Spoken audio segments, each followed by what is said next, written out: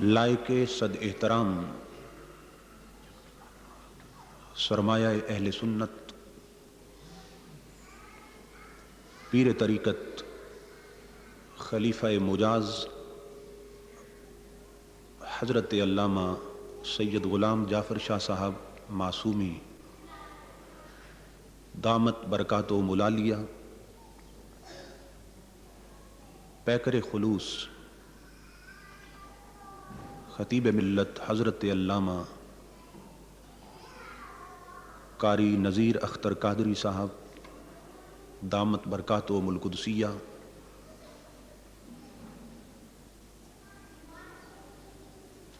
मुहिब मुशफ़िक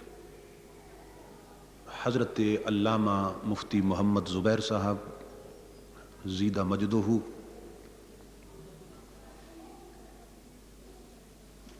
बिरादर अज़ीज़ हज़रत अल्लामा सैयद मोहम्मद इकराम शाह जीलानी साहब ज़ीदा फ़ज़लुहु मेज़बानाने गरामी कद्र मुखलिसी फ़िल्ला हज़रत अल्लामा कारी महमूदुल हसन गोलड़वी साहब ज़ीदा इल्मुहु मोहतरम शेख साजिद साहब मोहतरम हाजी सग़ीर अहमद साहब और मुअज़्ज़ज़ ख़वातीन व हज़रात, अल्लाह पाक का लाख लाख शुक्र है कि जिसने आपको और मुझे अपनी पाक बारगाह में हाज़री का शरफ़ अता किया और बारगाह गौसियत माब में गुलहाय अक़ीदत पेश करने की सआदत अता फरमाई।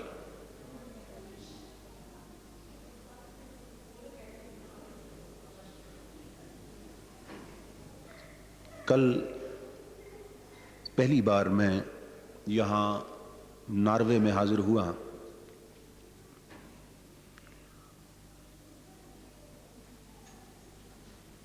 और बहुत ज़्यादा मसरत महसूस कर रहा हूँ और खुशगवार हैरत में मुब्तला हूँ कि कहतुर रिजाल के इस दौर में यहाँ के हर फर्द को छोटों से लेकर बड़ों तक मैंने मोहब्बत व खुलूस का पैकर देखा है। अल्लाह पाक आप तमाम हजरात को दारैन की सआदतें अता फरमाए और इस अजीम इल्मी मरकज़ जमात अहले सुन्नत के प्लेटफार्म से जो कायम किया गया है इसकी बहारों को दवाम अता फरमाए और इसके फैज़ान को मज़ीद आम फरमाए।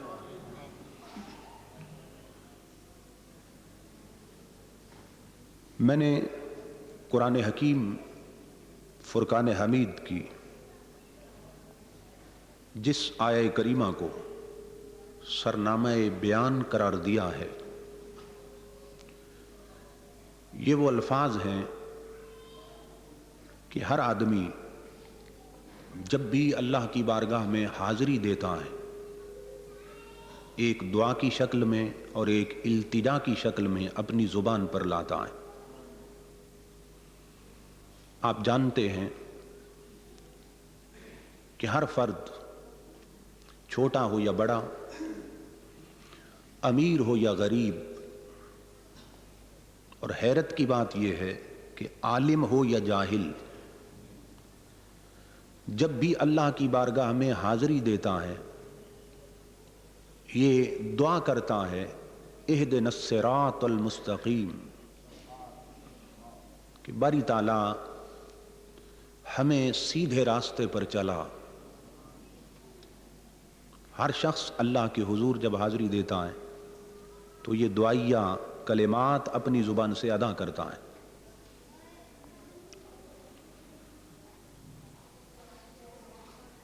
हैरत की बात है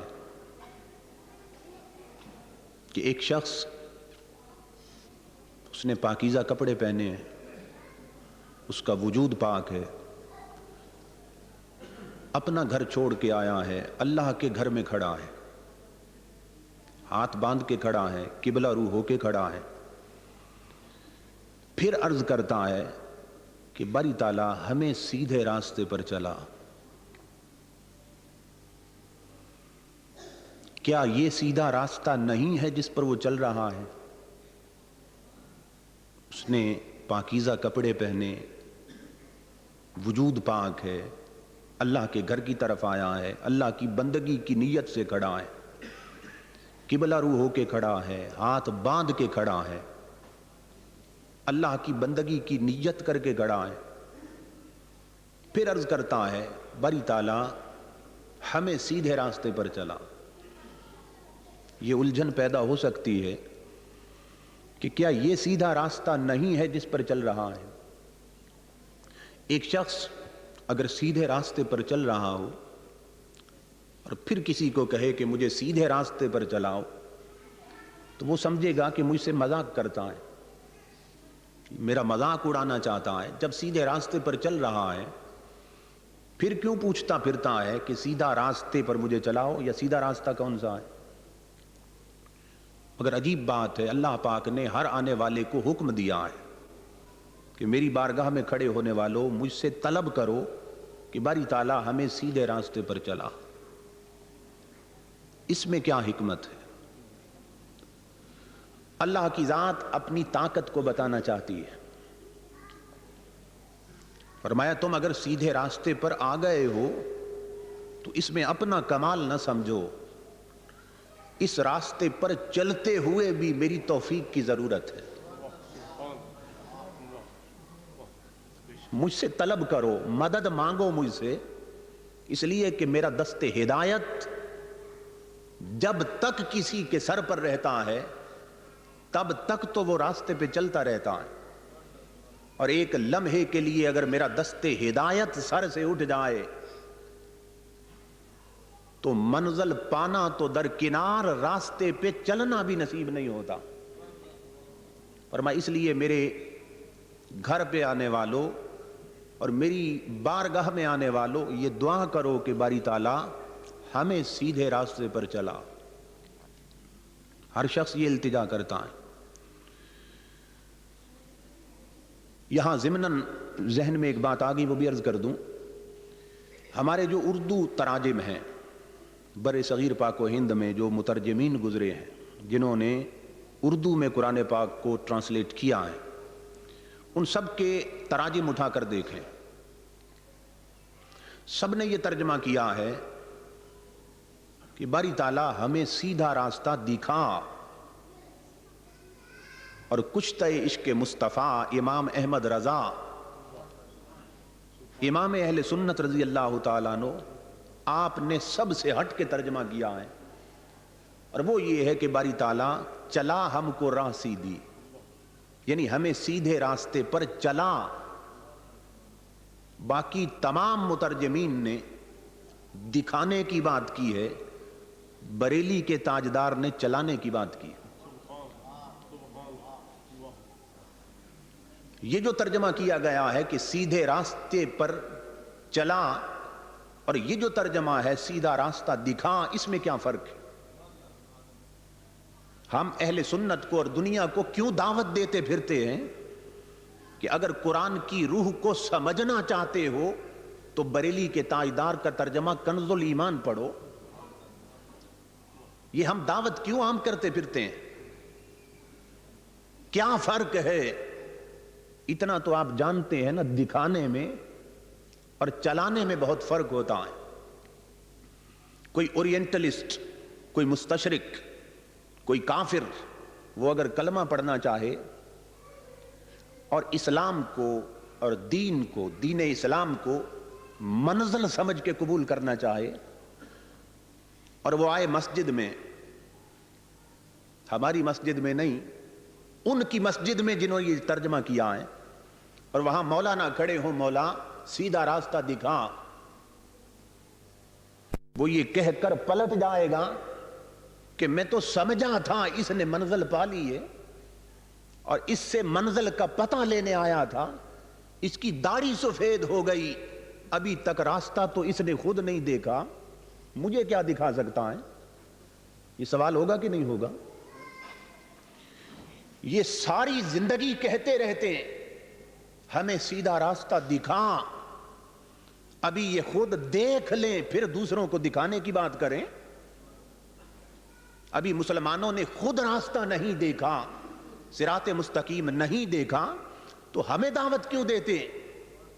اس کے ذہن میں یہ الجھن ہوگی, اس سوال کو حل کون کرے گا؟ وہ پلٹ جائے گا یا ترجمہ پڑے گا تو بہک جائے گا کہ ابھی تو سیدھا راستہ خود مسلمانوں نے نہیں دیکھا, جو ہر نماز میں سیدھا راستہ دکھانے کی گزارش کرتے رہتے. بریلی کے تاجدار نے اس اعتراض کو بند کر دیا, اسے ختم کر دیا.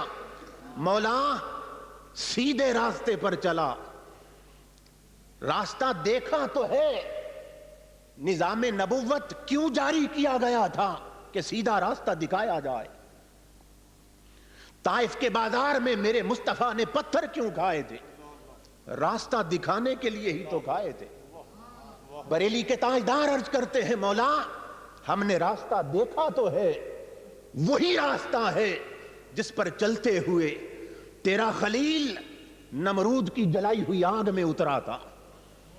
ہم نے راستہ دیکھا ہے, وہی راستہ ہے جس پر چلتے ہوئے تیرا کلیم دریائے نیل کی چھاتی سے گزرا تھا. ہم نے دیکھا ہے وہی راستہ ہے جس پر چلتے ہوئے تیرے محبوب نے طائف میں پتھر کھائے تھے. ہم نے دیکھا ہے وہی راستہ ہے جس پر چلتے ہوئے جاں نثار مصطفیٰ یار غار مصطفیٰ منکرین زکات کی دھجیاں اڑا چکا ہے. ہم نے سیدھا راستہ دیکھا ہے, وہی ہے جس پر چلتے ہوئے عثمان غنی بلوائیوں سے ٹکر لے چکا ہے. ہم نے سیدھا راستہ دیکھا ہے مولا, وہی ہے جس پر چلتے ہوئے فاطمہ کا مقدس دودھ پینے والا کربلا کی دھرتی پہ اپنی گردن کٹا چکا ہے, اکبر لٹا چکا ہے, قاسم لٹا چکا ہے.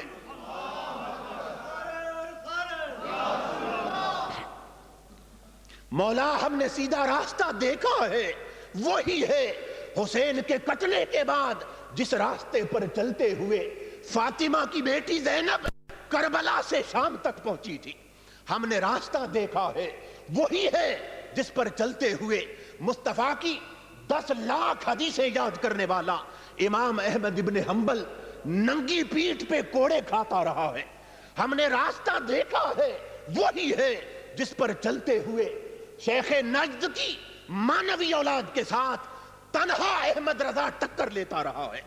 ہم نے دیکھا ہے, وہی راستہ ہے جس پر چلتے ہوئے علامہ فضل حق خیر آبادی جیل کی تاریک کوٹھڑیوں میں عشق مصطفیٰ کے ترانے گاتا رہا ہے. نعرہ تکبیر, نعرہ رسالت, نعرہ حیدری, نعرہ غوثیہ, فیض رضا, فیض رضا.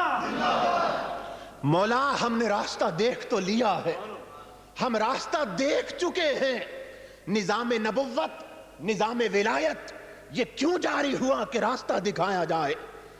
راستہ دیکھا تو ہے مولا, بس تجھے عرض کرتے ہیں تو چلا کہ اس راستے کے دونوں طرف اب لٹیرے بیٹھے ہیں, ڈاکو بیٹھے ہیں, جبہ و دستار میں بیٹھے ہیں, تبلیغ کے نام پر بیٹھے ہیں, دین کی دعوت کے نام پر بیٹھے ہیں. وہ لوٹنا چاہتے ہیں. اپنے بیگانے کی پہچان مشکل ہو گئی ہے, دوست دشمن کی پہچان مشکل ہو گئی ہے. مولا تجھے کہتے ہیں تو چلا. جب تو چلاتا ہے شیطنت سر پٹخ پٹخ کے مر جاتی ہے. جسے تو چلاتا ہے اسے بھٹکا کوئی نہیں سکتا.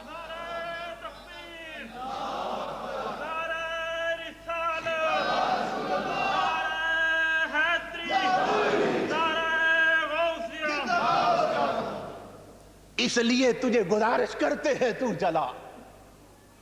کتنا فرق ہے بریلی کے تاجدار کے ترجمہ میں اور دوسروں کے ترجمہ میں. رب کی عزت کی قسم جب میں مختلف تراجم کمپیئر کرتا ہوں تو یوں لگتا ہے کہ ان دوسروں کے بڑے بڑے حکیم الامت کسی ماہر استاد کے سامنے ابھی ترجمہ کرنے کی مشق کر رہے ہیں. یوں لگتا ہے باقی سارے مشق کر رہے ہیں. بریلی کا تاجدار رب کی عزت کی قسم جب تک یہ سمجھ لیں قرآن قلب مصطفیٰ پہ اترا ہے، اور جب تک خود مصطفیٰ دل میں نہ اترے قرآن سمجھ میں نہیں آتا۔ خدا نے دل دیا، دل کو خدا نبی نے دیا، خدا نے دل دیا، دل کو خدا نبی نے دیا، جو دسترس میں کسی کی نہ تھا نبی نے دیا۔ جب تک عشق مصطفیٰ نہ آئے قرآن سمجھ میں نہیں آتا۔ تو ہر آدمی یہ عرض کرتا ہے مولا ہمیں سیدھے راستے پر چلا، اس لیے کہ جب تو چلاتا ہے پھر کوئی بھٹکا نہیں سکتا۔ عجیب بات ہے کہ ہر آنے والا حکم دیا کہ مجھ سے انہی الفاظ کے ساتھ طلب کرے کہ باری تعالیٰ ہمیں سیدھے راستے پر چلا۔ چاہیے یہ تھا کہ اگر تنہا آدمی ہو تو اہدنی کہہ دے کہ مجھے چلا، اور جب زیادہ ہوں کوئی امام مصلی پر ہو تو وہ کہہ دے کہ ہمیں چلا، چونکہ زیادہ لوگ ہیں۔ ہمیں کا صیغہ یہ جمع کے لیے آتا ہے اور مجھے یہ تنہا اکیلے واحد کے لیے آتا ہے، مگر اللہ پاک نے قانون کیا بنا دیا کہ میری بارگاہ میں جو بھی آئے، ایک پڑھے تو بھی اہدنا کہے، 10 پڑھے تب بھی اہدنا کہے، 10 لاکھ پڑھے تب بھی اہدنا کہے۔ اللہ اکبر۔ جو بھی آئے وہ کہے مولا ہمیں چلا۔ اس میں حکمت کیا ہے؟ صوفیاء فرماتے ہیں کہ گناہگار لوگ جب وجود لے کر اللہ کے گھر میں پہنچے، راستہ طلب کیا، مولا سیدھے راستے پر چلا، تو ممکن تھا کہ ان کے گندے کردار کی بدولت، ان کی گندی زبانوں کی بدولت اللہ پاک ان کی اس دعا کو رد فرما دے کہ کس زبان سے میرا نام لیتا ہے اور مجھ سے راستہ طلب کرتا ہے، کس گندے وجود کے ساتھ میرے گھر میں آیا ہے، تو اس قابل ہی کب تھا کہ میرے گھر میں آ سکے؟ تو امکان تھا کہ دعا رد ہو جائے، مگر رحمت کا تقاضا یہ تھا کوئی ایسا سبب بنا دیا جائے آنے والا خالی نہ جانے پائے، ان کی جھولیاں بھر دی جائیں، اس دعا کا فیض عام کر دیا جائے۔ فرمایا جو بھی آئے وہ کہے مجھے ہمیں چلا۔ کیوں؟ فرمایا یہی اہدنا کا صیغہ جب رات کی تنہائیوں میں مصلی پہ تڑپتے ہوئے غوث اعظم کی زبان سے نکلے گا، مولا فقط مجھے نہیں ہمیں چلا، تو اس کے ہاتھ میں جس نے ہاتھ دیا ہوگا، اس کی ذات سے جس نے محبت کی ہوگی، اس کی تنہا دعا کے صدقے میں قیامت تک سارے قادریوں کو سیدھے راستے پر چلا دوں گا۔ یہی اہدنا کا صیغہ۔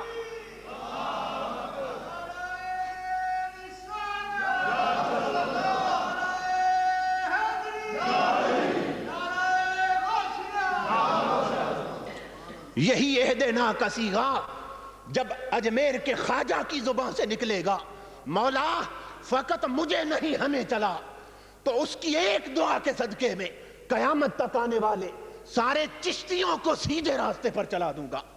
لوہا تیرتا نہیں ہوتا، لکڑی کے ساتھ لگ جائے وہ ڈوبنے والا بھی تیرنے لگتا ہے، داغے کی کوئی قیمت نہیں ہوتی، فقط موتیوں سے گزر جائے وہ بھی موتیوں کے ساتھ تلنے لگتا ہے۔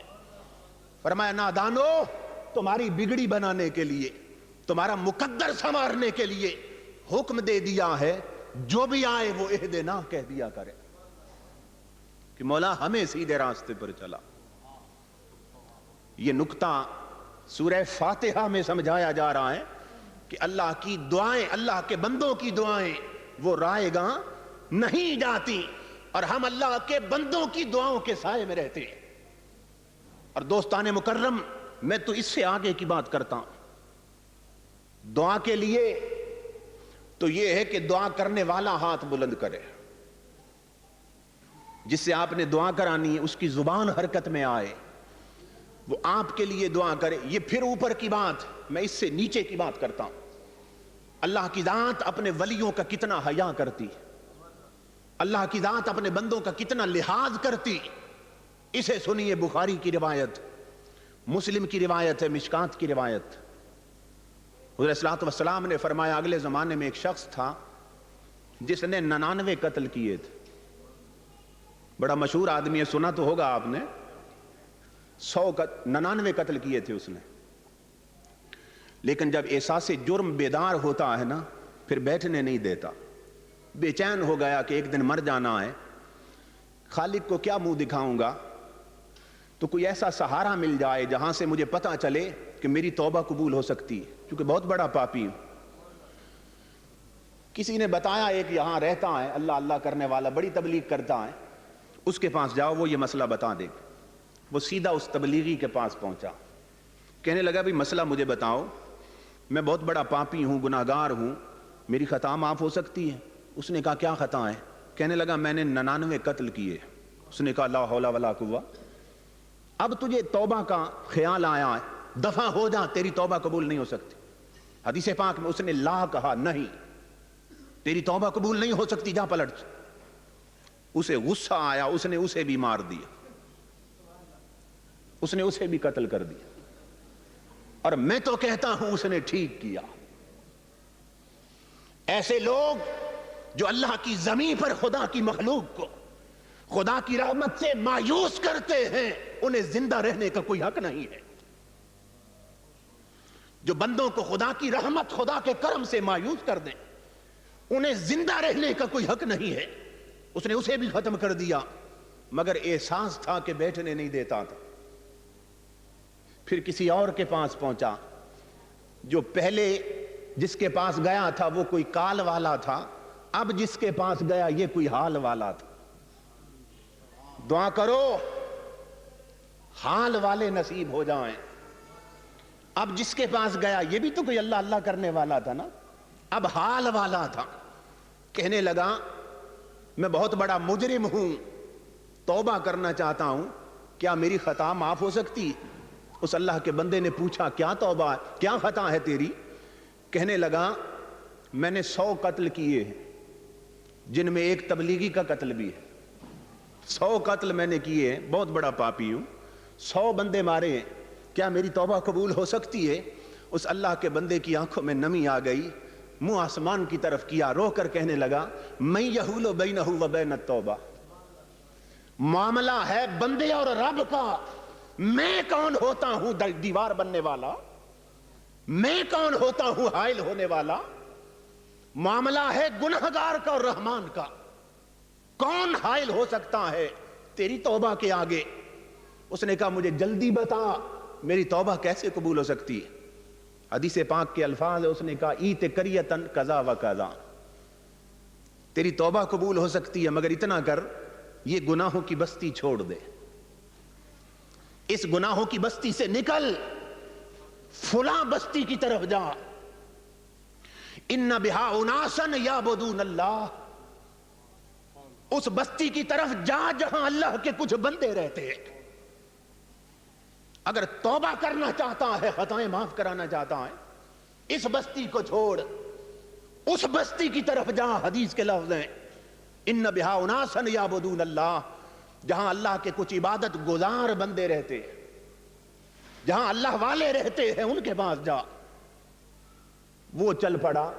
حدیث پاک میں وجاء الی القریۃ الصالحہ, حدیث کے لفظوں پہ غور کریں, فرمایا وہ نیک بستی کی طرف آیا.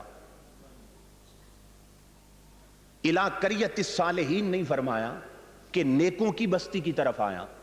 کیا فرمایا؟ الی قریۃ الصالحہ, الی القریۃ الصالحہ, وہ نیک بستی کی طرف آیا, نیکوں کی بستی نہیں فرمایا. آج لوگ پوچھتے ہیں نا, یہ تم گولڈا شریف کیوں کہتے ہو, یہ بغداد شریف کیوں کہتے ہو, یہ اجمیر شریف کیوں کہتے ہو؟ یہ درس یہ حدیث دیتی ہے, یہ سبق یہ حدیث دیتی ہے کہ وہ بستی جس بستی میں اللہ کے بندے رہتے ہوں, اسے فقط بستی نہ کہنا, وہ بستی شریف ہوتی ہے. وجاء الی القریۃ الصالحہ, فرمایا وہ بستی شریف کی طرف آیا, وہ نیک بستی کی طرف آیا. ایمان سے بتائیں, ایمان سے بتائیں, کبھی آپ نے رائے شریف بھی سنا ہے؟ سنا ہے کبھی؟ کوئی شریف گیا ہو تو بنے نا. 25-25 لاکھ جاتے ہیں، رائے ونڈ شریف نہ ہو سکا۔ سارا اجمیر کفرستان تھا، ایک خواجہ کے قدم لگ گئے، قیامت تک کے لیے اجمیر شریف بن گیا۔ یہ ادب یہ حدیث دکھاتی ہے، یہ ادب یہ حدیث سمجھاتی ہے کہ جہاں اللہ کے بندے رہتے ہوں انہیں فقط بستی نہ کہنا، وہ بستیاں شریف ہوتی ہیں۔ مولانا اشرف علی تھانوی صاحب نے اپنی کتاب میں نقل کیا ہے کہ حاجی امداد اللہ مہاجر مکی رحمت اللہ علیہ، ان کی بارگاہ میں کوئی آدمی آیا اور اعتراض کیا، جی یہ اجمیر اجمیر ہے، یہ شریف کیسے ہو گیا؟ بغداد بغداد ہے، یہ شریف کیسے ہو گیا؟ آپ خاموش ہو گئے، وہ پاس بیٹھا تھا، اور بھی آدمی تھے۔ تھوڑی دیر کے بعد آپ نے فرمایا، اور سنائے مزاج شریف کیسے ہیں؟ الحمدللہ الحمدللہ۔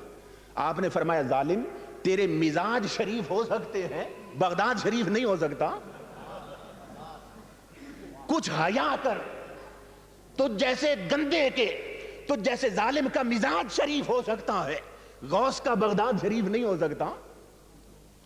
یہ ادب حدیث دیتی، اور یہ سمجھ لیں اللہ کی عزت کی قسم، ہم اہل سنت، ہمارے جتنے مسلکی معمولات ہیں، مذہب کے حوالے سے، مسلک کے حوالے سے، کوئی عمل بھی قرآن و سنت سے ہٹ کر نہیں ہے۔ یہ بات دل و دماغ کی تختی پہ لکھ لیں۔ ہم اہل سنت اگر کسی دیوار پر کوئی لکیر کھینچتے ہیں تو اللہ کی عزت کی قسم اس کی سند بھی قرآن و سنت سے لے کر کھینچتے ہیں۔ یہ الگ ٹاپک ہے، ورنہ میں ثابت کر کے جاتا کہ اہل سنت اس کی عظمت کیا ہے۔ تو حضور صلی اللہ علیہ وسلم نے فرمایا وہ بستی شریف کی طرف چل پڑا، ابھی آدھا راستہ طے کیا تھا، فَأَدْرَكَهُ الْمَوْتِ، کہ موت کا وقت آ گیا، موت نے آدھا بوچا، اس نے دیکھا میری روح نکلنے والی، روح نکل رہی تھی، زمین پہ گر رہا تھا۔ وہ 100 کا قاتل، وہ ارمان لے کے چلا تھا میری توبہ قبول ہوگی، اللہ کے ولیوں کے پاس جانا ہے، دیکھا زندگی ختم ہو گئی، روح نکل رہی ہے، آنکھوں میں آنسو ہیں، مگر اتنی عقل آ گئی تھی، اللہ کے بندوں کی طرف جو چلا تھا، ادب جو آیا تھا، محبت جو تھی، اس نے کیا کیا؟ زمین پہ گر رہا تھا، حدیث کے لفظ ہیں فَنَا بِصَدْرِهِ نَحْوَهَا، زمین پہ گرتے گرتے اپنا چہرہ ولیوں کی چوکھٹ کی طرف کر دیا، اپنا سینہ ادھر پھیر دیا، اپنا رخ ولیوں کے آستانے کی طرف کر دیا، اور دل ہی دل میں کہا جو میں کر سکتا تھا وہ تو میں نے کیا، اب تم جانو لجپال ہوتے ہو، تم جانو تمہارا خدا جانے۔ زمین پہ گرا، فَأَدْرَكَهُ الْمَوْتِ، وہی روح پرواز کر گئی۔ فرشتے اتر آئے، حضور صلی اللہ علیہ وسلم کی حدیث پاک کے لفظ ہیں، فرمایا عذاب والے بھی آ گئے، ثواب والے بھی آ گئے، جنت والے فرشتے بھی اتر آئے، جہنم والے بھی اتر آئے۔ وہ کہیں یہ 100 کا قاتل ہے، اسے ہم لے جائیں گے، یہ کہیں یہ ولیوں کی طرف چلا ہے توبہ کی نیت سے، اسے ہم جنت لے جائیں گے۔ حدیث پاک میں ہے فاختصمت فیہ ملائکۃ الرحمہ و ملائکۃ العذاب، جنت اور جہنم کے فرشتے جھگڑا کرنے لگے، اس کا وجود زمین پہ پڑا ہے، اس کی لاش پڑی ہے، یہ جھگڑا کر رہے ہیں، جنتی کہتے ہم لے جائیں، جہنم والے ملائکہ کہتے ہم لے جائیں گے۔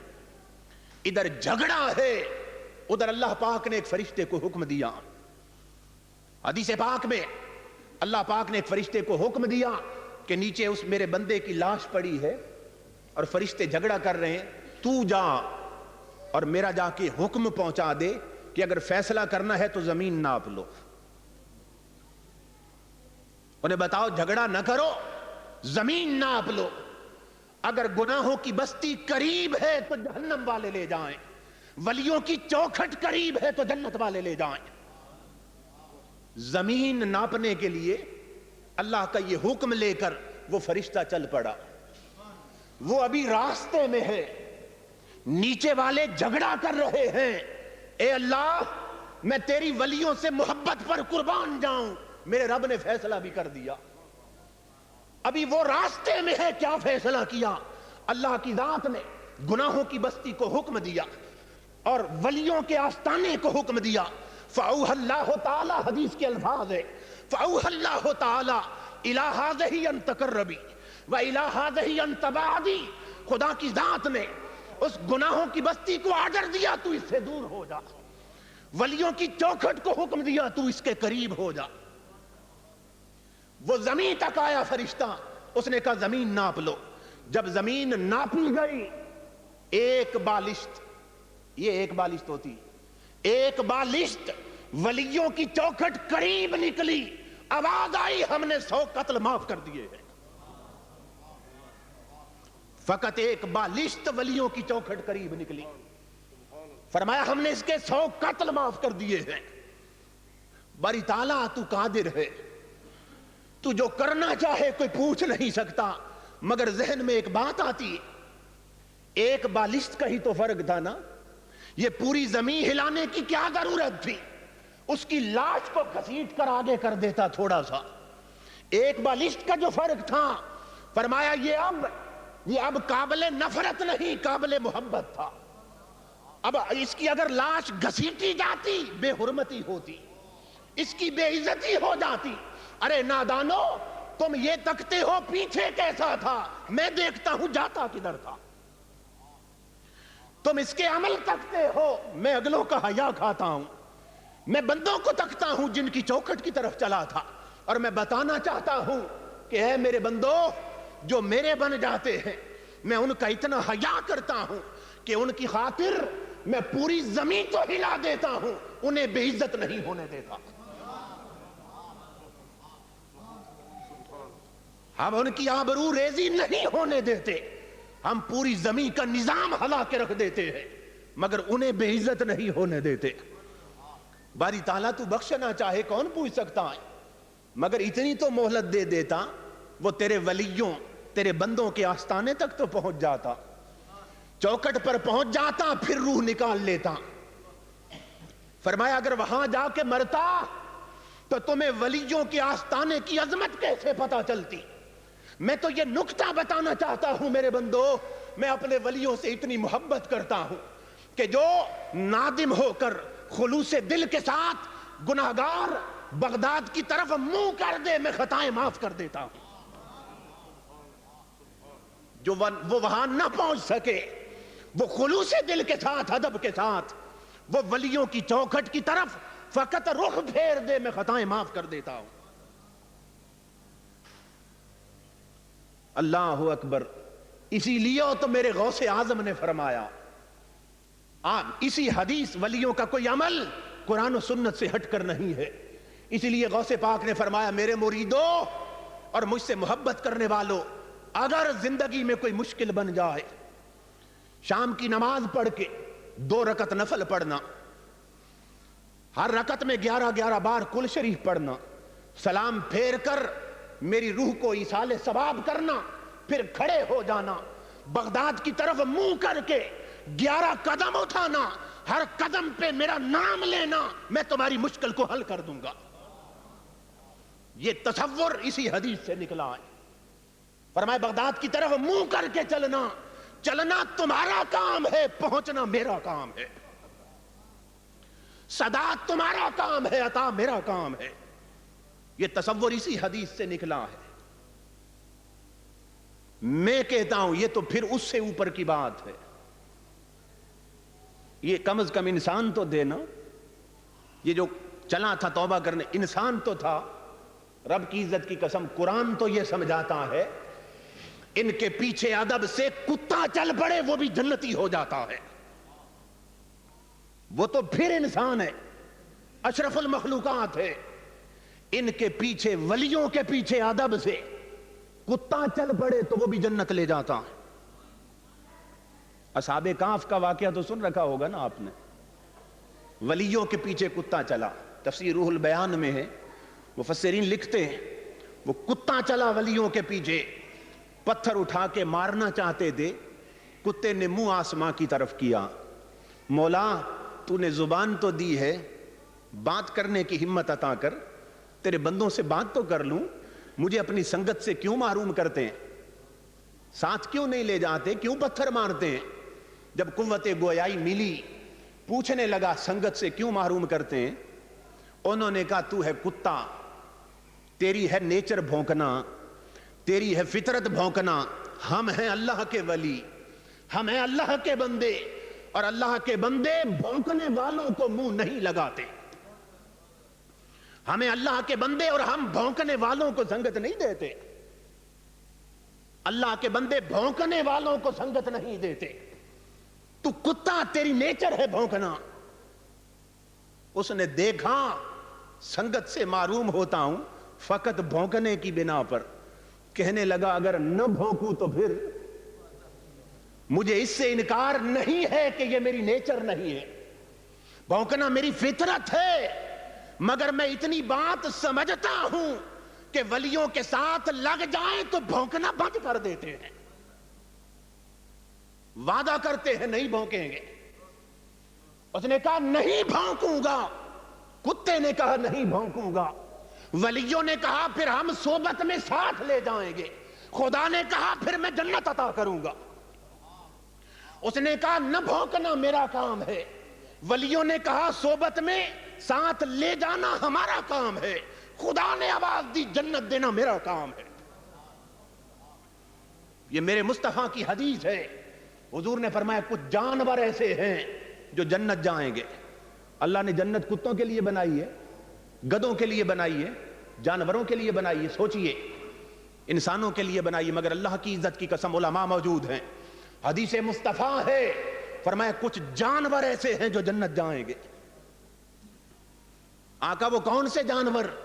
فرمایا عیسیٰ علیہ السلام کا جو گدھا ہے وہ جنت جائے گا، صالح علیہ السلام کی اونٹنی جنت جائے گی، حضرت اسماعیل علیہ السلام کی جگہ ذبح ہونے والا دمبا جنت جائے گا، حضور نے فرمایا میرا گدھا یافور جنت جائے گا، اور اصحاب کہف کا یہ کتا بھی حضور نے فرمایا جنت جائے گا، یہ کتا بھی جنت جائے گا۔ سوچو خدا کے لیے، یہ کتا بھی جنت جائے گا، قرآن میں ذکر ہے، اس کتے کا ذکر قرآن میں کیا، حدیث نے بتایا یہ کتا بھی جنتی ہے۔ مولانا عجیب منظر ہوگا، قیامت کا منظر رب کی عزت کی قسم بڑا عجیب منظر ہوگا، کئی شیخ القرآن جہنم جا رہے ہوں گے، کتا جنت جا رہا ہوگا، بڑے بڑے شیخ الحدیث جہنم جا رہے ہوں گے، کتا جنت جا رہا ہوگا، لوگ حیران ہوں گے۔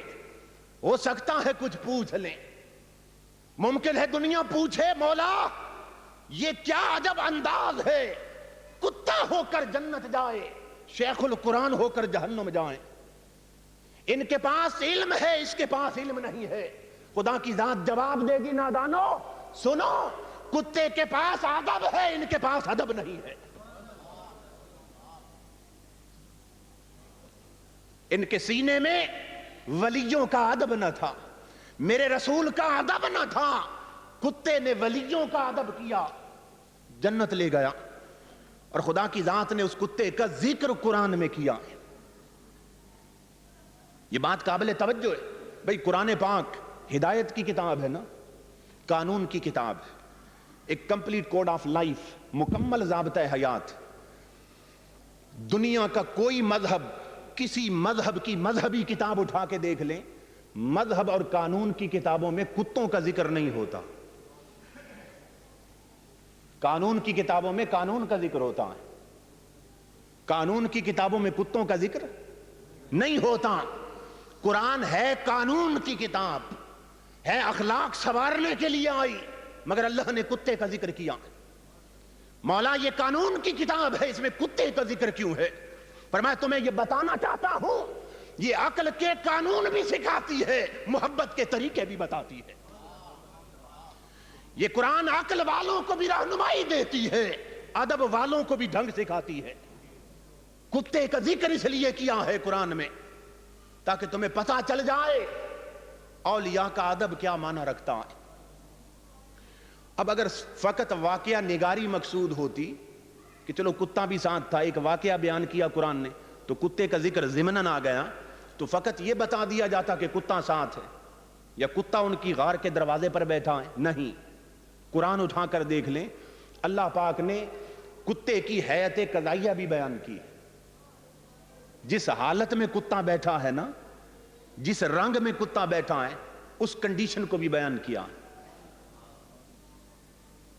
ولی چلے وہ غار میں سو گئے, اللہ کے بندے چلے وہ غار میں سو گئے, اور وہ سو گئے اور بہت عرصہ تک سوتے رہے اور سو رہے. اللہ پاک نے دیکھا, فرمایا ہو سکتا ہے کسی کے ذہن میں یہ بات آئے, جب اتنے 100 سال سے سوتے رہے ہیں تو پھر ان کی کروٹیں کون بدلتا ہے؟ اس لیے کہ بندہ ایک پہلو پہ زیادہ دیر سویا رہے تو تھک جاتا ہے. ان پر تو صدیاں گزر گئیں, تو ان کے پہلو کون بدلتا ہے؟ آپ دیکھتے ہیں نا, کسی ماں کا چھوٹا بیٹا جب ایک پہلو پہ کافی دیر سویا رہتا ہے تو ماں کی ممتا تڑپ جاتی ہے, اسے محبت ہے, ایک علاقہ ہے بچے کے ساتھ, وہ سویا رہتا ہے, وہ اس کی کروٹ بدل دیتی, پہلو بدل دیتی ہے نا, کیونکہ اس کو اس سے محبت, وہ سمجھتی ہے اب تھک گیا ہوگا.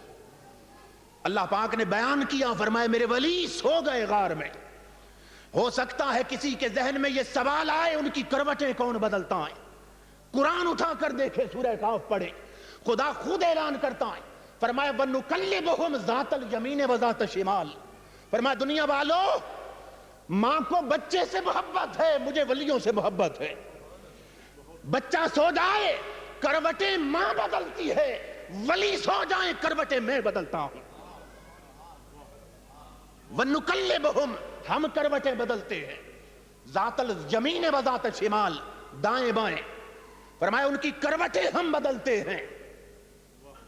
وَقَلْبُهُمْ, اور ان کا کتا باسطٌ ذراعیہ بالوسید, اپنے بازو پھیلا کر غار کے دروازے پہ بیٹھا ہے.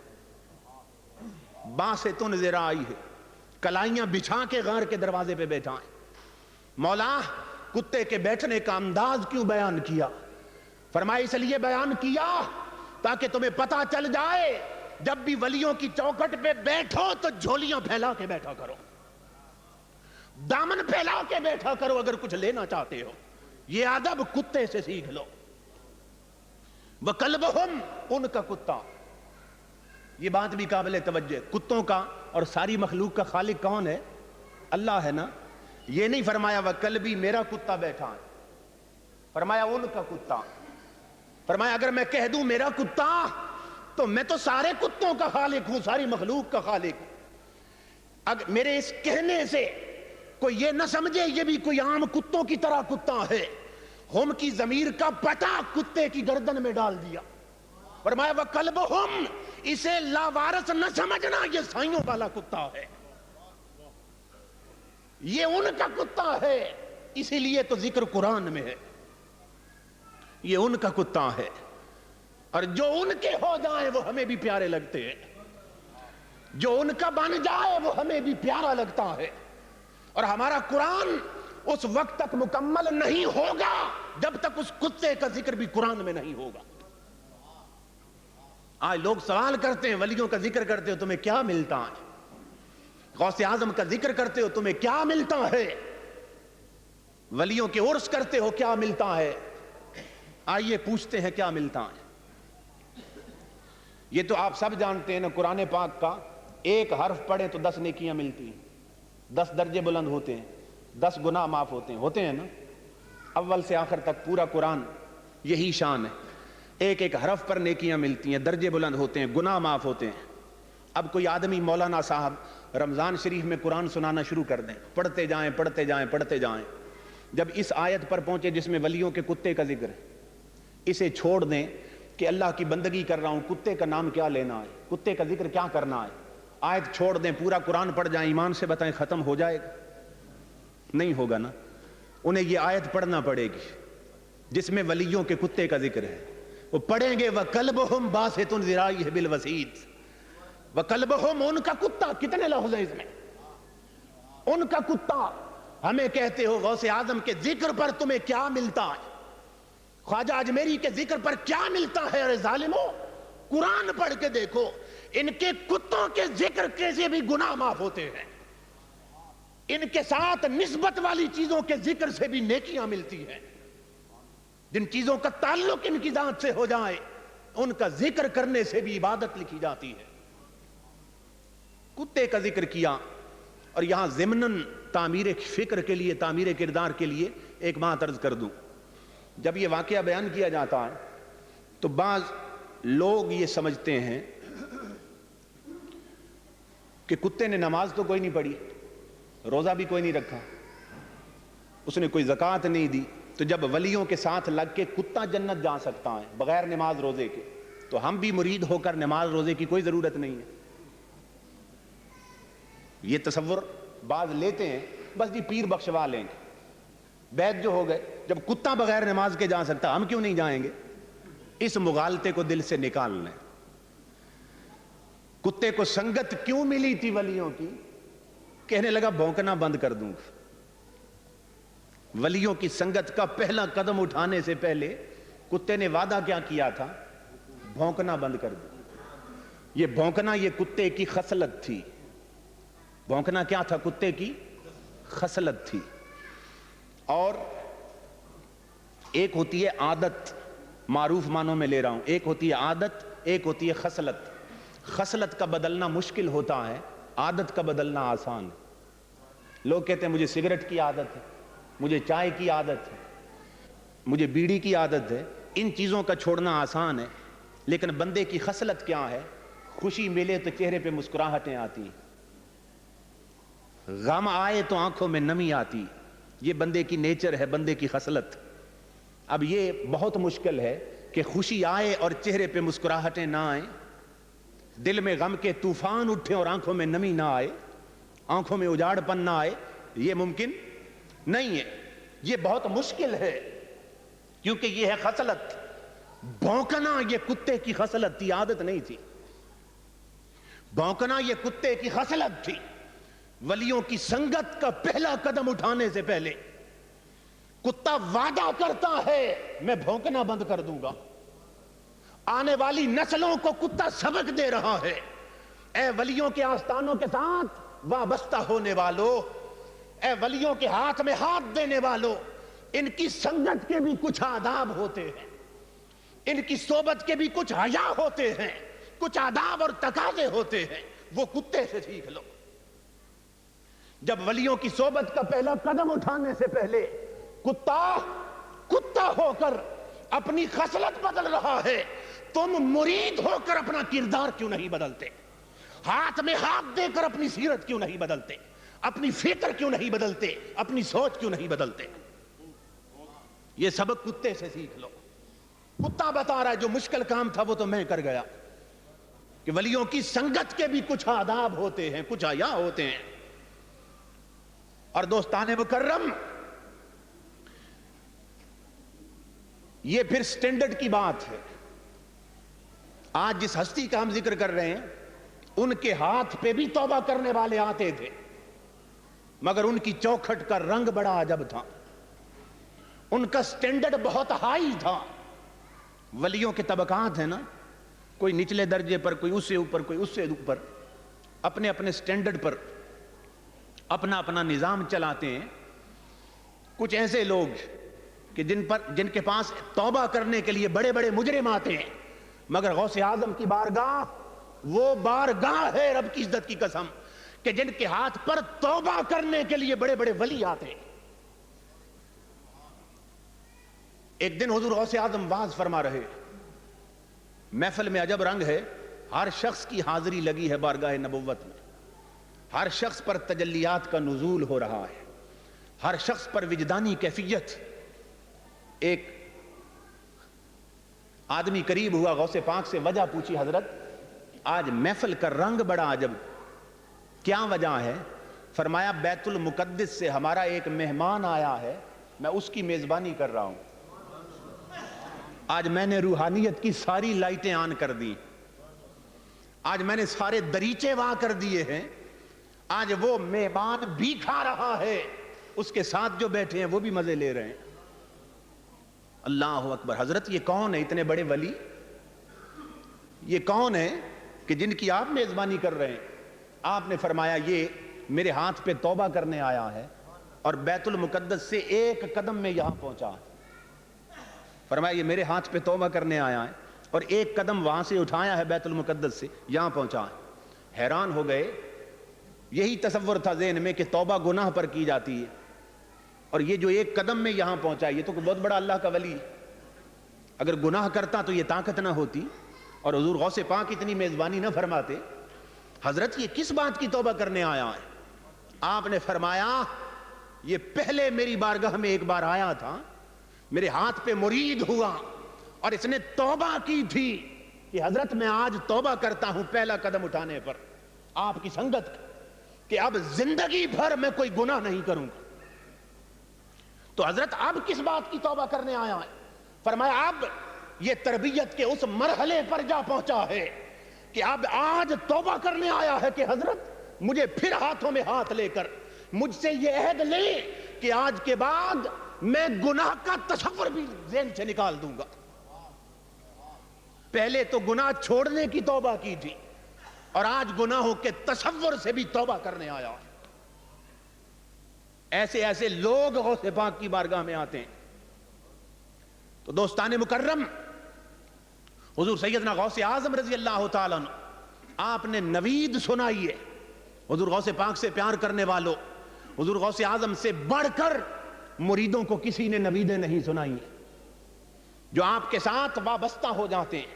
حضور غوث پاک فرماتے ہیں اللہ کی عزت کی قسم میرا گھوڑا ہر وقت تیار رہتا، اس پہ ہر وقت زین کسی رہتی ہے، میرا ہاتھ ہر وقت باغ پہ رہتا ہے، میری کمان کے چلے پر ہر وقت تیر چڑھا رہتا ہے، مجھے جو بھی پکارتا ہے صدق کے نیت کے ساتھ، فرمایا پکارنے پر میں فوراً آ جاتا ہوں، میں اپنے بلانے والوں کی مدد کو جاتا ہوں۔ اور خوشخبری سنائی، فرمایا لا یموت مریدی الا علی الایمان، فرمایا مجھے اللہ کی عزت کی قسم میرا مرید کبھی حالت کفر پر مر نہیں سکتا۔ اس سے بڑھ کر نویدیں کس نے سنائی ہیں؟ فرمایا میرے قیامت تک آنے والوں، میرے ساتھ محبت کرنے والوں، میرے ساتھ پیار کرنے والوں اور میرے حلقہ ارادت میں آنے والوں، میرا مرید کبھی حالت کفر پر مر نہیں سکتا۔ کسی عورت نے آ کر عرض کی حضرت آپ کی مریدن تھی، میرا بچہ گیا تھا فلاں علاقے میں، ڈاکوؤں نے حملہ کیا، کافی لوگ مارے گئے، لگتا ہے وہ بھی مارا گیا چونکہ پہنچا نہیں ہے، حضور مجھے یہ بتائیں وہ زندہ ہے یا مر گیا؟ اللہ اکبر، آپ نے آنکھیں بند کی، مراقبہ کیا، آپ نے فرمایا وہ زندہ ہے۔ کہنے لگی آپ کو کیسے پتا چلا؟ فرمایا میں نے ساری جنت دیکھی ہے کہیں نظر نہیں آیا، میں نے ساری جنت دیکھی ہے کہیں نظر نہیں آیا۔ وہ عورت کہنے لگی کہ حضرت پھر دوسرے کھاتے میں دیکھ لیں، اگر جنت میں نہیں تو ہو سکتا ہے جہنم میں ہو۔ فرمایا بی بی ایسی بات نہ کر، میں نے جہنم کی طرف نگاہ ہی نہیں کی۔ عرض کی کیوں نہیں دیکھا؟ فرمایا رب کی عزت کی قسم وہ زندہ ہے، جب جنت میں نہیں تو جہنم میں ایسی بات نہ کر، یہ ممکن ہی نہیں کہ ہو میرا مرید اور جہنم میں چلا جائے، ہو میرے ہاتھ میں ہاتھ دینے والا۔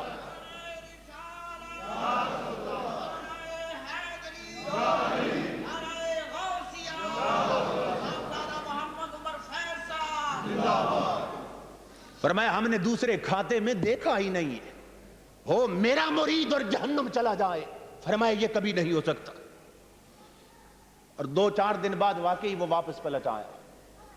حضور غوث اعظم فرماتے ہیں دنیا والوں، اے میرے مریدو ان یدی علی مریدی کالسماء علی الارض، فرماتے اللہ کی عزت کی قسم میرا ہاتھ میرے مریدوں کے سروں پہ یوں چھایا رہتا ہے جس طرح آسمان زمین پہ چھایا رہتا ہے۔ فرمایا میرے ساتھ محبت کرنے والوں اپنے سر کو ننگا مت سمجھنا، اگر زمین کا کوئی خطہ آسمان سے خالی نہیں ہے تو میرے کسی مرید کا سر میرے ہاتھ سے خالی نہیں ہے۔ یہ نویدیں سنائی ہیں۔ اور سنیے، میرے دادا جی رحمت اللہ تعالی علیہ فرماتے ہیں کہ میں ہری پور کے علاقہ میں خطاب کے لیے گیا، 11ویں شریف کا جلسہ تھا۔ اب فرماتے ہیں میں جب وہاں پہنچا میں نے خطاب شروع کیا تو محفل میں ایک شخص بیٹھا تھا جو حضور غوث اعظم کے ذکر پر مچل جاتا تھا، اس کی چیخیں بلند ہونے لگتی تھی اور نعرے لگاتا تھا آپ کے نام کے۔ میں نے سمجھا کوئی بڑا حضور غوث اعظم کا دیوانہ لگتا ہے۔ جب مجلس ختم ہوئی میں اس کے قریب گیا، اسے بلایا، میں نے اس سے کہا کہ تعارف کرائیں آپ کون ہیں؟ کہنے لگا جی میں اب تو غلام رسول ہوں، میں پہلے ہندو تھا، یہ جس گاؤں میں آپ آئے ہیں اسی گاؤں میں ہمارا گھر ایک مسلمان کے گھر کے ساتھ، میری جوان بیٹی دوسرے گاؤں میں وہاں شادی تھی، وہ بن سنور کر زیورات لگا کر وہاں جانا چاہتی تھی، ابھی ہم ہندو تھے، وہ جب چل پڑی تو راستے میں ایک جنگل پڑتا تھا، اس نے دیکھا کہ 4 اور ہندو لڑکے اسی راستے پر چل کے آ رہے ہیں، اس نے دیکھا کہ میں تنہا اکیلی جوان لڑکی ہوں، تو ایسا نہ ہو کہ یہ بعد میں دست درازی کریں جنگل میں جا کر، تو وہ پلٹنے لگی۔ وہ لڑکے قریب آئے، انہوں نے کہا کیوں پلٹنا چاہتی ہے؟ کہنے لگی کہ میں تنہا اکیلی لڑکی ہوں، مجھے آپ سے خوف آتا ہے، اس لیے میں گھر جانا چاہتی ہوں۔ انہوں نے کہا گھبرانے کی ضرورت نہیں ہے، ہم وعدہ کرتے ہیں تمہیں کچھ نہیں کہیں گے، ہم نے بھی ادھر ہی جانا ہے، ہمارے ساتھ چل۔ اس نے کہا نہیں، مجھے تم پہ بھروسہ نہیں ہے، تمہاری آنکھوں میں شرارت لگتی ہے۔ انہوں نے کہا نہیں، اگر ایسی بات ہے تو ہمارا اعتبار نہیں کرتی تو پھر فلاں جو بت ہے نا اس کی ہم ضمانت دیتے ہیں، اس کو ضامن بنا لیتے ہیں۔ اس نے کہا نہیں، میں نے اسے آزما کے دیکھا ہے، ایک موقع پر اس نے میری مدد نہیں کی۔ انہوں نے کہا تو پھر دوسرا بت فلاں جو بت ہے، نام لیتے رہے، اس نے کہا میرا اعتقاد اٹھ گیا، میں نے انہیں آزما کے دیکھا ہے، میری انہوں نے مدد نہیں کی۔ ان لڑکوں نے کہا کہ اچھا تو پھر مسلمانوں کے خدا کو ضامن رکھ لو۔ اس نے کہا میں تو اسے مانتی نہیں ہوں، تو مسلمانوں کے نبی کی ضمانت دیتے ہیں۔ کہا میں ان کو مانتی نہیں ہوں، جانتی نہیں ہوں۔ تو لڑکوں نے کہا کہ پھر تو ہی کوئی کسی ایسی ہستی کا نام لے، تو ہی کوئی ضامن بنا۔ وہ لڑکی کہنے لگی کہ ہاں، ہمارے پڑوس میں مسلمانوں کا گھر ہے، وہ مسلمان عورت جو ہماری پڑوسن ہے وہ ہر مہینے غوث اعظم کی 11ویں دیتی ہے، ان کی نیاز پکاتی اور بڑے اہتمام سے کرتی ہے، اور پڑوسن سے میں جب پوچھتی ہوں کہ کیوں کرتی ہے تو وہ کہتی ہے کہ غوث اعظم مریدوں کی امداد کرتے ہیں، ان کا گھوڑا تیار رہتا ہے، ان کو مشکل میں پکاریں تو وہ مدد کرتے ہیں، اللہ نے انہیں طاقتیں عطا کی ہیں، تو چلو وہ بڑی تعریف کرتی ہے، میں آج اسے آزما کے تک لیتی ہوں۔ ہاں اگر ضامن رکھنا چاہتے ہو تو غوث اعظم کو ضامن رکھ لو، عبد القادر جیلانی کو ضامن بنا لو۔ لڑکوں نے ایک دوسرے کی طرف دیکھا، پاگل ہے، پھنس گئی ہے، انہوں نے کہا چلو اسی کو ضامن بنا لیتے۔ وہ مطمئن ہو کے چل پڑی۔ وہ لڑکی جب جنگل میں پہنچی، وہ لڑکے اس کے چاروں طرف پھیل گئے، ایک کا ہاتھ اس کے دامن کی طرف بڑھا، دوسرے کا ہاتھ اس کے گھونگھٹ کی طرف گیا، کسی کا گریبان کی طرف گیا۔ انہوں نے کہا تو نے بتوں کو نہیں مانا، تو غوث کا نام لیتی، دیکھتے ہیں وہ تیری مدد کو کیسے آتا، ہم ابھی تیری عزت تار تار کریں گے، ہم تیری عزت سے کھیلیں گے۔ کہتے وہ لڑکی ادھر ادھر تکنے لگی، گھبرا کے کبھی ادھر دیکھے کبھی ادھر دیکھے۔ لڑکوں نے کہا نادان کیا تکتی ہے؟ کہنے لگی مسلمان، وہ پڑوسن تو کہتی تھی جو غوث کو پکارے وہ پہنچنے میں دیر نہیں کرتا، آج غوث کہاں گیا؟ جب لٹ جاؤں گی تب پہنچے گا، جب کچھ نہ رہے گا تب آئے گا، غوث کہاں گئے ہو؟ کہتا ہے ہندو، وہ مسلمان ہونے والا، دادا جی فرماتے ہیں اللہ کی عزت کی قسم اس کی چیخیں نکل رہی تھی۔ کہنے لگا حضرت میری بیٹی کہتی ہے، جب میری بیٹی نے اتنی بات کی، آج غوث کہاں گیا؟ جب لٹ جاؤں گی تب پہنچے گا۔ جاڑیوں کے پیچھے سے آواز آئی، بیٹی فکر نہ کر، غوث پہنچنے والا ہے۔ گھوڑے پر سوار تھے، ہاتھ میں تلوار تھی، آئے اور چاروں کے سر تن سے جدا کر دیے۔ کہا بیٹی ہمیں جو پکارے ہم اسے مایوس نہیں کرتے، تو نے ہمیں ضامن بنایا تھا، تیری عزت لٹ جائے تو ہمیں غوث کون کہتا؟ حضور غوث اعظم میری بیٹی کو گھر تک پہنچا کے گئے ہیں۔ ان چاروں کی لاشیں جنگل میں تڑپتی تھی۔ وہ کہنے لگا مولانا اس غوث جیلانی کے ذکر پر میں کیسے نہ مچلوں، غوث نے تو میری عزت کی حفاظت کی ہے۔ لوگوں خدا کے لیے سوچو، خدا کے لیے سوچو، وہ ہندو کی بیٹی، وہ اگر حضور غوث اعظم کو صدقے دل سے پکارے، غوث اس کی عزت بچا لیتا ہے۔ جو ہر مہینے کلمہ پڑھ کے 11ویں دے، غوث اعظم اس پہ کتنا کرم کرتے ہوں گے۔ حضور غوث الورا فرماتے ہیں میرا گھوڑا تیار رہتا ہے، میں اپنے مریدوں کی مدد کو پہنچ جاتا ہوں، جو ہمیں صدا دیتا ہے ہم عطا کے لیے حاضر موجود ہوتے. یہ حضور غوث اعظم کی شان ہے. ان سے بڑھ کر نویدیں کس نے سنائی ہیں. میں عرض کر رہا تھا اپنے اپنے سٹینڈرڈ کی بات. حضور سیدنا غوث اعظم رضی اللہ تعالیٰ عنہ، آپ ایک بار کوئی کتاب پڑھا رہے تھے. آپ نے پڑھا، عام کتابوں میں اگر آپ تصوف کی کتابیں پڑھیں تو اولیاء کرام کے حوالے سے جو گفتگو کی گئی اس میں یہ ہے کہ ایک کامل اللہ کا ولی وہ ہوتا ہے. مختلف اولیاء کرام کی اپنے اپنی آراء ہیں کہ کامل اللہ کا ولی وہ ہوتا ہے کہ جو زمین پہ بیٹھ کر لوح محفوظ پر لکھی تقدیر پڑھ لیتا. یہ ولایت کا کمال ہے.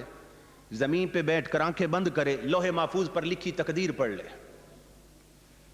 حضور غوث پاک نے جب یہ پڑھا نا تو مسکرا پڑے. مریدوں نے کہا حضرت کیوں ہنسے؟ فرمایا میری نظر میں یہ ناقص، اپنے اپنے سٹینڈرڈ کی بات ہے نا. فرمایا یہ تو ناقص ولی ہے میری نظر میں.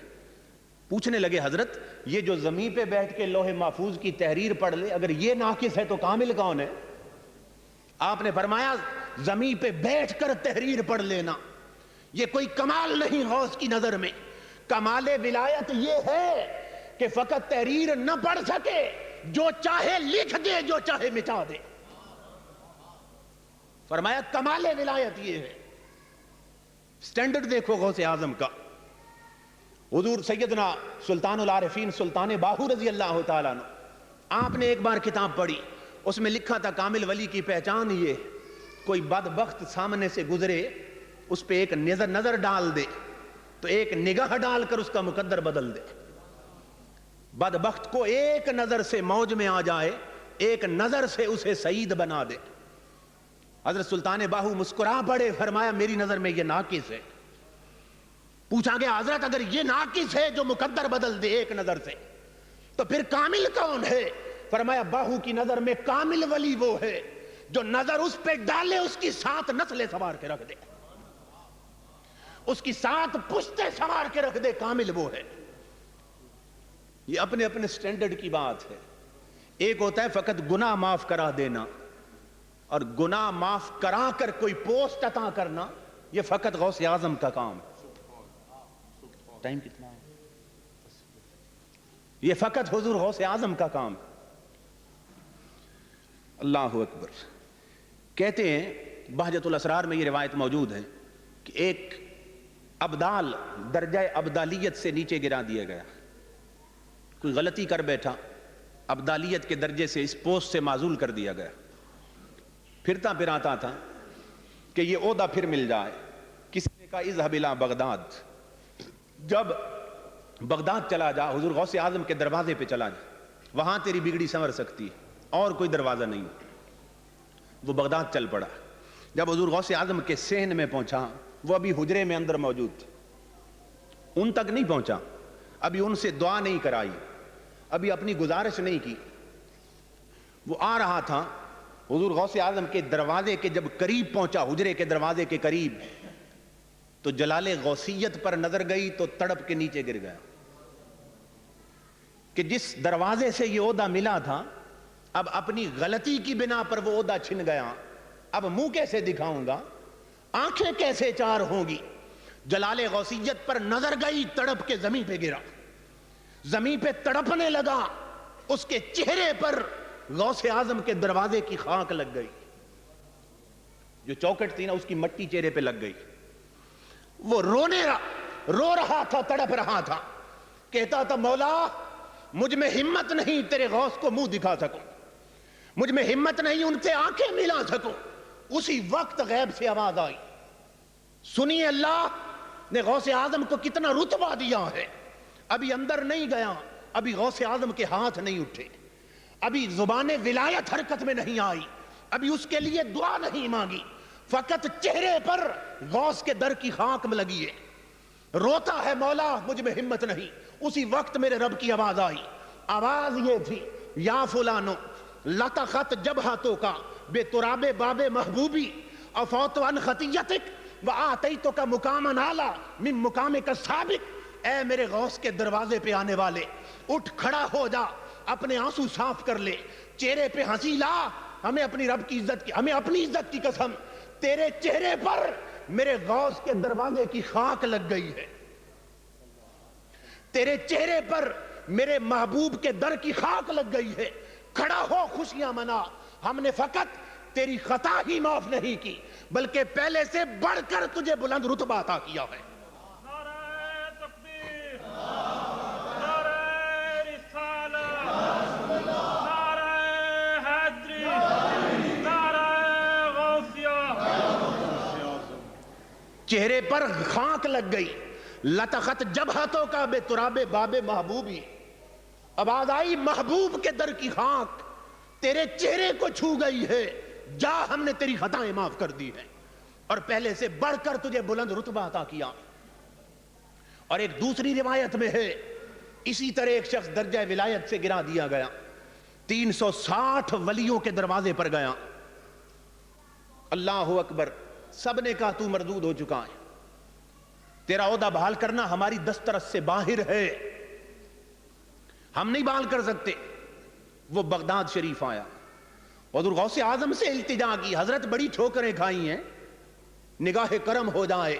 حضور غوث پاک نے ہاتھ بلند کی، ہاتھ بلند کی، اللہم انت قادر ان تجعل المردود مقبولا والمقبول مردودا، مولا تو اس بات پہ قادر ہے کہ مقبول کو مردود کر دے، مردود کو مقبول کر دے، یہ آیا ہے میرے دروازے پر، اس کا مقدر بدل دے۔ میرے رب کی صدا آئی، کیا صدا آئی؟ غوث کا مقام سمجھو، آواز کیا آئی؟ آواز آئی فوضت امرہ الیک، اے میرے غوث جا میں نے اسے تیرے سپرد کیا، افعل ما ترید، جو تو چاہتا ہے وہ بنا دے، افعل ما ترید، جو تو چاہتا ہے اسے وہ بنا دے، فمقبولوں کا مقبولی و مردودوں کا مردودی، آج کے بعد جو تیرا ہے وہی میرا ہے، جو تیرا نہیں وہ میرا نہیں، جو تیرا مردود ہے وہ میرا مردود ہے، جو تجھے مقبول ہے وہ مجھے مقبول ہے، افعل ما ترید، جو تو چاہتا ہے اسے وہ بنا دے۔ دوستان مکرم، اللہ پاک اپنے بندوں کو مقامات عطا کرتا ہے، خدا کی ذات جنہیں بلند کرتی ہے، جنہیں اپنا بناتی ہے، انہیں عزتیں بھی عطا کرتی ہے، انہیں اختیارات بھی عطا کرتی ہے۔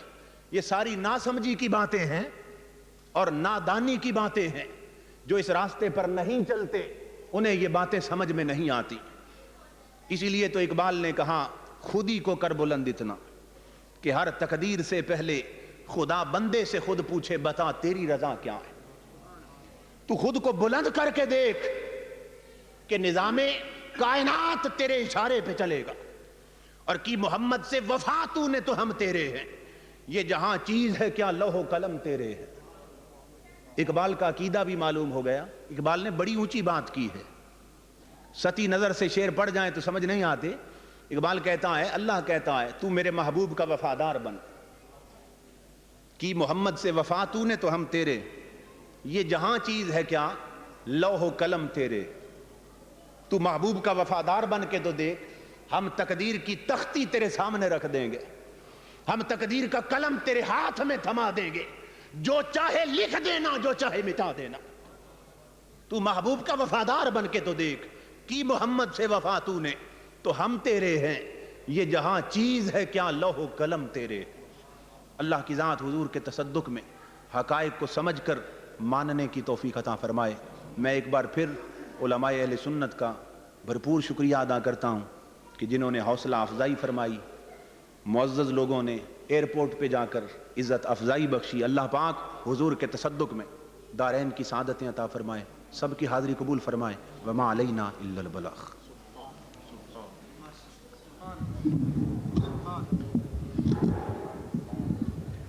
سامعین ذی وقار، یہ خطاب دل نواز تھا جناب پروفیسر صاحبزادہ محمد عمر فیض صاحب کا۔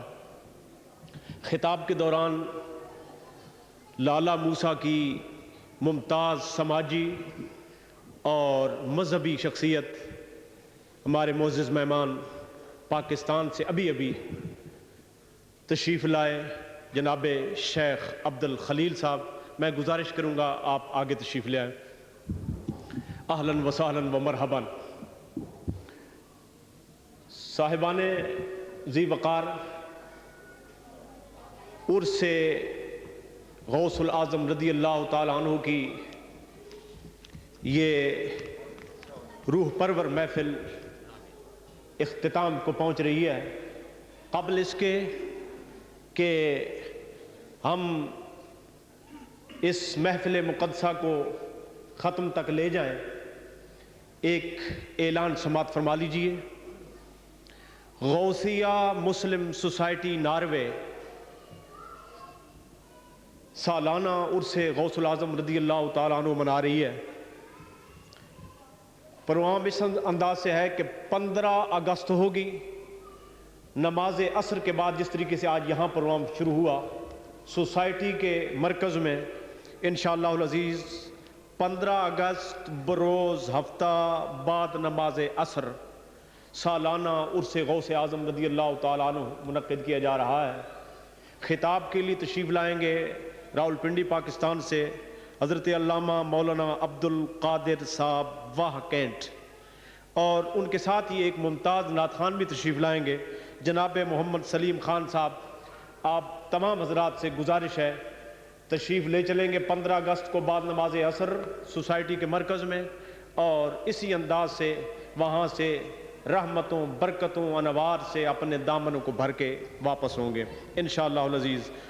اور اختتام پر میں اپنی طرف سے اور انتظامیہ مرکزی جماعت اہل سنت کی طرف سے، اراکین و خدامین کی طرف سے اپنے معزز مہمان کا بہت مشکور ہوں کہ اپنے پروگرام میں تبدیلی کر کے صرف ہمارے لیے آپ نے وقت نکالا اور اوصل و تشریف لائے، ہمیں اپنے خطاب دل نواز سے نوازا۔ اس کے ساتھ ہی میں شکریہ ادا کرتا ہوں اپنی طرف سے، اپنی انتظامیہ کی طرف سے، بزم نقشبند کے امام و خطیب پیر سید غلام جعفر شاہ صاحب اور ان کے رفقا کا، ساتھ ہی غوثیہ مسلم سوسائٹی کے امام و خطیب مفتی محمد زبیر صاحب تبسم اور ان کے رفقا کا، ساتھ ہی ادارہ منہاج القرآن کے امام و خطیب سید اکرام شاہ صاحب جیلانی اور ان کے رفقا کا، ساتھ ہی جماعت اہل سنت آسکر و بیرم کے امام و خطیب قاری محمد نذیر اختر قادری صاحب اور ان کے رفقا کا، ساتھ ہی جماعت اہل سنت کی درامن برانچ کے مدرس حافظ رحمت الہی اور ان کے رفقا کا، اور دیگر جتنے سنی دوست یہاں اس مرکز اہل سنت میں تشریف لائے، بے حد مشکور ہیں ہم آپ کے، آپ تشریف لائے اور اس محفل مبارکہ کو کامیاب فرمایا۔ اللہ دارین کی سعادتیں آپ سب کو عطا فرمائے۔ اب ختم قرآن کریم کے لیے قاری محمد اشرف صاحب تشریف لے گئے جی، قاری محمد اسلم صاحب تشریف لے گئے، قاری محمد نذیر اختر صاحب قادری جی تشریف لائیں اور ختم قرآن کریم پڑھیں۔ ختم شریف پڑھ کے صلاۃ و سلام پڑھ کے نماز مغربی متصل پڑھیں گے انشاءاللہ العزیز۔ جیسے ہم چاہتے تھے وہ تو نہیں ہوا، بہرحال بہت اچھا ہوا، بہت اچھا ہوا۔ نماز مغرب کی سعادت حاصل کر کے انشاءاللہ لنگر غوثیہ کھاتے ہوئے اپنے اپنے گھروں کو جائیں گے۔ أعوذ بالله من الشيطان الرجيم بسم الله الرحمن الرحيم قل يا أيها الكافرون لا أعبد ما تعبدون ولا أنتم عابدون ما أعبد ولا أنا عابد ما عبدتم ولا أنتم عابدون ما أعبد لكم دينكم ولي دين بسم الله الرحمن الرحيم قل هو الله أحد الله الصمد لم يلد ولم يولد ولم يكن له كفوا أحد بسم الله الرحمن الرحيم قل هو الله أحد الله الصمد لم يلد ولم يولد ولم يكن له كفوا أحد بسم الله الرحمن الرحيم قل هو الله أحد الله الصمد الصمد لم يلد ولم يولد ولم يكن له كفوا أحد بسم الله الرحمن الرحيم قل أعوذ برب الفلق من شر ما خلق من شر غاسق إذا وقب ومن شر النفاثات في العقد ومن شر حاسد إذا حسد بسم الله الرحمن الرحيم قل أعوذ برب الناس ملك الناس إله الناس من شر الوسواس الخناس الذي يوسوس في صدور الناس من الجنة والناس بسم الله الرحمن الرحيم الحمد لله رب العالمين الرحمن الرحيم مالك يوم الدين إياك نعبد وإياك نستعين اهدنا الصراط المستقيم صراط الذين أنعمت عليهم غير المغضوب عليهم ولا الضالين آمين بسم الله الرحمن الرحيم ألف لام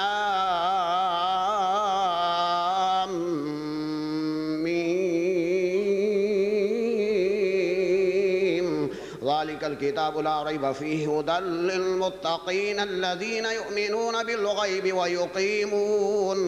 ويقيمون الصلاة ومما رزقناهم ينفقون والذين يؤمنون بما أنزل إليك وما أنزل من قبلك وبالآخرة هم يوقنون أولئك على هدى من ربهم وأولئك هم المفلحون إن رحمة الله قريب من المحسنين وما أرسلناك إلا رحمة للعالمين ألا إن أولياء الله لا خوف عليهم ولا هم يحزنون الذين آمنوا وكانوا يتقون ما كان محمد أبا أحد من رجالكم ولكن رسول الله وخاتم النبيين وكان الله بكل شيء عليما إن الله وملائكته يصلون على النبي يا أيها الذين آمنوا صلوا عليه وسلموا تسليما اللهم صل على سيدنا ومولانا محمد وعلى آل سيدنا ومولانا محمد بعدد كل ذرة 100,000 مرة وسلم عليه سبحان ربك رب العزة عما يصفون وسلام على المرسلين والحمد لله رب العالمين الله أكبر لا إله إلا الله والله أكبر ولله الحمد جزاک اللہ صلاۃ سلام پڑھتے ہیں لیکن صلاۃ سلام سے پہلے ایک اور اعلان سماعت فرمائیے ابھی آپ نے جن کا خطاب دل نواز سنا معزز مہمان آپ نے ایک کتاب لکھی کتابیں تو 6 لکھی ہیں آپ فرما رہے تھے لیکن ایک کتاب لائے ہیں محبت رسول کے عنوان سے صلی اللہ علیہ وسلم سامنے سٹال لگا ہوا ہے 20 کراؤن ہدیہ ہے کتاب کا آپ ضرور پڑھنا بھولیے نہیں لیتے جائیے اور خود بھی پڑھیے بچوں کو بھی پڑھائیے اور ساتھ ہی ساتھ ایک اور اعلان سماعت فرمائیے جماعت اہل سنت آسکر و بیرم برانچ کی جانب سے کولسوس سینٹر میں 16 اگست بروز اتوار بعد نماز ظہر کولسوس سینٹر میں سالانہ عرس غوث العظم رضی اللہ تعالیٰ عنہ منایا جا رہا ہے سعادت ہے صلاح عام ہے یاران نقطداں کے لیے کھڑے ہو جائیے چند اشعار سلام کے پڑھ کے اس کے بعد دعا فرمائیں گے قبلہ شاہ صاحب بنی گردن اولیاء جن کی منبر بنی گردن اولیاء اس قدم کی کرامت پہ لاکھ مصطفیٰ جان رحمت پہ لاکھوں سلام شمع بز میں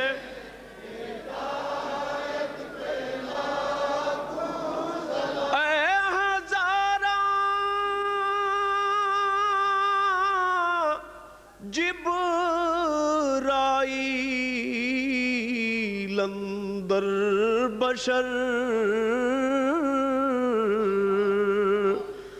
بحر حق سوئے غریباں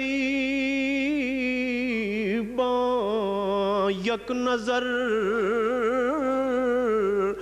دست بستہ ہیں کھڑے میرے آقا یہ سب تیرے غلام عاجزانہ عرض کرتے ہیں سلام. میں گزارش کروں گا پیر سید غلام جعفر شاہ صاحب سے دعائے خصوصی فرمائیں. تشریف لائیں.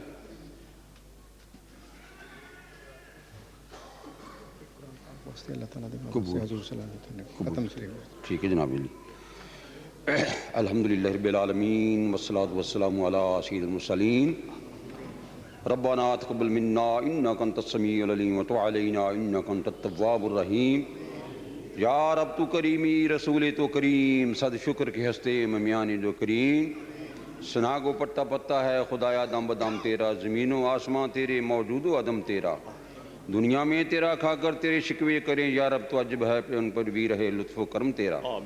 مولا پاک تلاوت قرآن کریم درود و سلام ماہ حاضر کا ثواب حضور پر نور بد بدو شافی یوم نشور امام الانبیاء حضرت محمد رسول اللہ صلی اللہ علیہ وسلم کی بارگاہ میں ہدیتاً پیش کیا جاتا ہے. اور آپ کی طفیل جمیل انبیاء شہداء صالحین نقشبندیہ سہروردیہ چشتیہ قادریہ ویسے خاندان کے بزرگوں کی ارواح کو یہ ثواب پیش کیا جاتا ہے. اہل بیت اطہار ازواج مطہرات کی بارگاہ میں یہ ثواب پیش کیا جاتا ہے. خصوص محوی سبحانی قیوم زمانی شاہباز نام کانی عارف ربانی کندین نورانی شمع جزدانی سیدی و سندی و مولائی سرکار شیخ سید عبدالقادر جیلانی گیلانی حسنی حسینی بغدادی جعفری رضی اللہ تعالیٰ عنہ کی روح پر فتور کو ثواب پیش کیا. حضور علیہ السلام کی امت کے تمام اولیاء کامی علماء ملت کی ارواح کو ثواب پیش کیا جاتا ہے. مولا پاک اس کی برکت کے صدقے مولا تمام کی حاضری کو قبول و منظور فرما. بیماروں کو شفا عطا فرما. مقروضوں کو رہائی عطا فرما. بے عدم و قدم کی توفیق نصیب فرما. مولا پاک ہماری خطاؤں کو معاف فرما. یا اللہ بے نمازیوں کو 5 گانا نماز پڑھنے کی توفیق نصیب فرما. اپنی معرفت و عرفان سے ہمارے قلوب کو منور فرما. عشق رسول سے ہمارے سینوں کو روشن فرما. سب کی حاضری مدینہ طیبہ کے لیے قبول و منظور فرما. مولا پاک اس مسجد اس ادارے اس مرکز کو جماعت اہل سنت کو دن دگنا رات چوگنی ترقی عطا. دیگر جتنے بھی دینی ادارے مراکز ہیں مولا کامیابیوں سے مار. مولا علماء کی کاوشوں کو محنتوں کو خدمات کو قبول و منظور فرمایا جائے. ہمارے مہمان خصوصی محترم صاحبزادہ محمد عمر فیض صاحب مولا پاک ان کے درجات میں بلندیاں عطا فرما. ان کی کاوشوں کو قبول و منظور فرمایا جائے. علماء کی محنتوں کو قبول و منظور فرمایا جائے. جو دوست یہاں حاضر ہیں کل پہ اپنے قلب میں ذہنوں میں دعائیں لے کر آئیں مولا قبول و منظور فرما. اول خیر آخر خیر ظاہر خیر باطن خیر وفوض امری الی اللہ ان اللہ بصیر بالعباد. مولا پاک ہماری اولاد کو نیک اور صالح بنا. عالم دین اور حافظ قرآن بنا. مسجد کے نمازی اور میدان کے غازی بنا. اول خیر آخر خیر ظاہر خیر باطن خیر وفوض امری الی اللہ ان اللہ بصیر بالعباد. رب لا تذرنی فردا وانت خیر الوارثین. وصلی اللہ تعالی علی خیر خلقہ ونور عرشہ وزینت فرشہ محمد وعلی آلہ صحبہ اجمعین برحمتک یا ارحم الراحمین. الصلاۃ والسلام علیک یا رسول اللہ وعلی آلک و صحابک یا حبیب اللہ.